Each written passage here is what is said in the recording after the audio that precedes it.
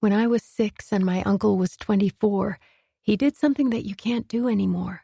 He took me to a racetrack across the river called Cahokia Downs. That was where I saw horses for the first time. It was 1955. We didn't have a television yet, so I never watched Roy Rogers or My Friend Flicka. I had no idea why we were there or what we were supposed to do, but Uncle Drew held my hand, bought me an ice cream cone, walked around when the horses were being mounted, and shouted when they were running. After we had been there a while, he handed me a piece of paper and a pencil and told me to circle some numbers. I circled 4, then 2, then 8. He then handed the paper to a man behind a window along with $6. He later told me it was his last $6, but I never believed that.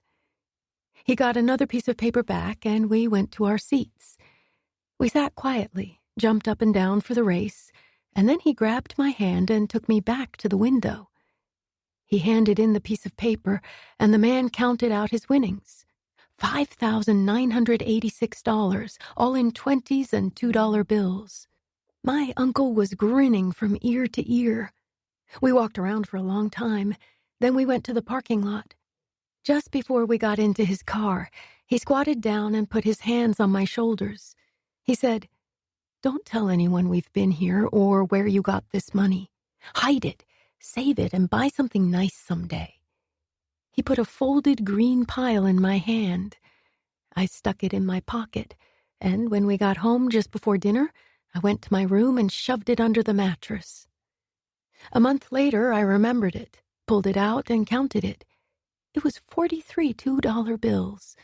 The $86 that I later realized would tell everyone where he had been and how he had gotten the money.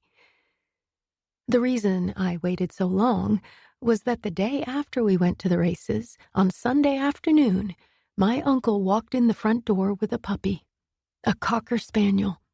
He said it was a present for me because he knew I wanted a dog, and I did.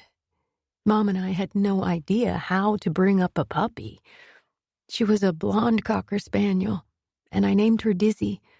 Maybe a misspelling of Disney, since Lady and the Tramp was the reason I'd wanted a cocker.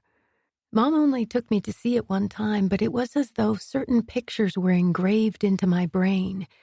The moon shining over puddles in the road, the spaghetti scene, the shadows, trees looming in the background. Once we had my very own lady in our house, Mom set up a gate that kept her in the kitchen most of the time, and spread paper all over the floor to paper train her. It was my job to feed her. Hill's horse meat, which we bought in cans, and which stank so much when I opened the can that I could barely stand it. Fortunately for me, since it was my job to make sure Dizzy went outside and did her business, our house on Skinker had a yard. The 4 houses between ours and Clayton Road had almost no yards. Dizzy would race out the door and tear around in the grass, often so happy that she would forget to do her business, and then come back inside and do it in the kitchen. She wanted to get out of the house and explore the neighborhood. The scariest thing she did was run across Skinker into the park. She never once came back when I was looking for her, though a couple of times I sat down on the hillside that abutted the park, across from an apartment building called the Wiltshire, and she wandered past and decided to come over to me. I handed her the milk bone and snapped on the leash. But that didn't convince her to like me.